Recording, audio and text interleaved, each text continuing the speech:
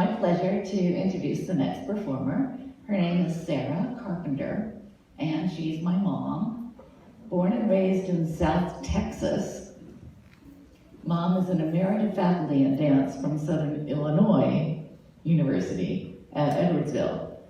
Yeah. So, why is she doing hula? Well, in 1955, Dad started teaching at UH. And that wasn't the University of Houston, that was the University of Hawaii at Manoa. So in the 50s, we moved to live in Manoa Valley. While Dad was teaching, Mom took hula classes with this legendary Kumuhula Nona Beamer. If you're in Hawaii, the Beamer name is huge. It's one of those dances that she learned in Honolulu that she's going to present today. Mom turned 98 last Christmas.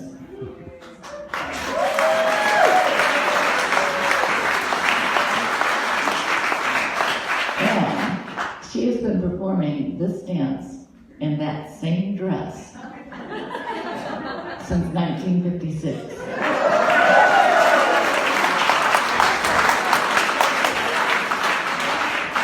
She's asked me to tell you a little bit about her dress and her dance, and I think that you probably should know it. Otherwise, you just see a lady dancing. So look at the dress. The dress is called a holoku, and originally a holoku was only worn by royalty. And this was because the missionaries would not allow the natives to wear their local gear. They imposed upon them these dresses that look kind of like old Mother Hubbard dresses with a yoke and a high neck and those, what are they called, mutton sleeve?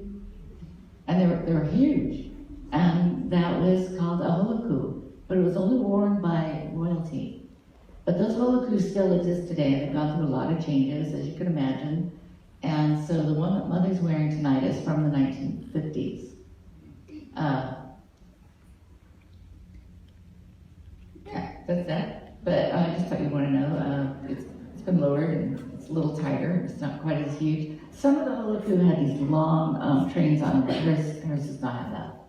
And the dance is a hula awana. Awana style is the modern style. It's not kahiko style. So as the songs and the mene that accompany the hula. See, hula,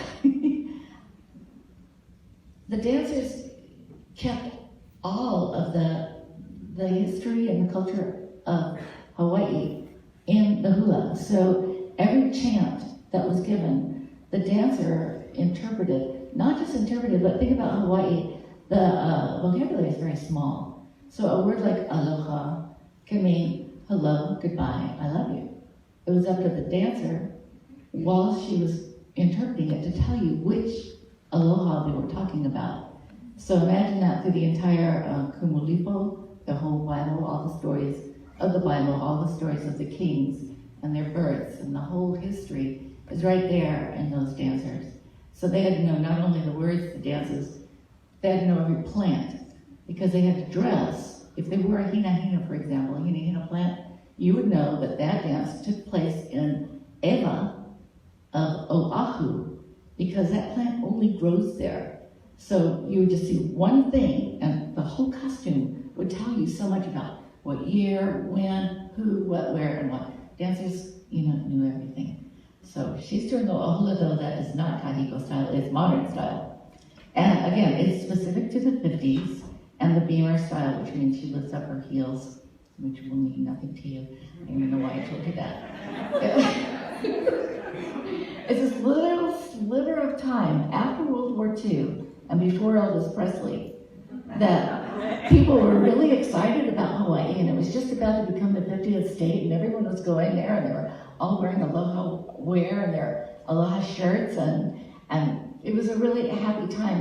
It's changed, and it's become more exact, sort of like you are kahiko, and it's very perfect almost now. Not that that's a bad thing, I like perfection, but this was kind of a wild time, and the dances were very interpretive, up to the imagination of the dancers a lot of the time. So, yeah, the music. Music was written as a mele in English. It took a lot of time. But it was written in 1954 by Mattie K. Lamb. The Lamb name is a huge name in Hawaii. And it's still interpreted using hands, body, face, flow, where the dancer chooses to be in space. The costume, as you know, is a holoku, and the dancer's imagination. So I'm going to ask you to close your eyes because I want you to hear the poetry of the song, and it's in English, so you'll all understand it. We're not just be up and going,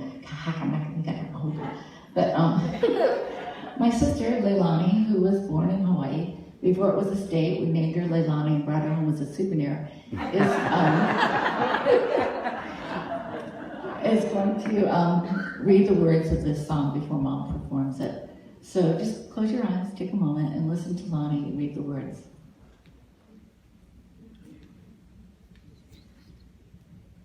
Eyes closed. Listen to the sweet singing bamboo. It's singing a little love song to you, telling of a small island rendezvous, a heaven that was made just for two, where trade winds softly kissed the cocoa palms, flower-scented nights calling you to my arms. So listen to the sweet singing bamboo. It's singing a little love song to you. Ladies and gentlemen, please enjoy our mother, Sara Carpenter, as she interprets these words through dance and dedicates them to all the women of the world.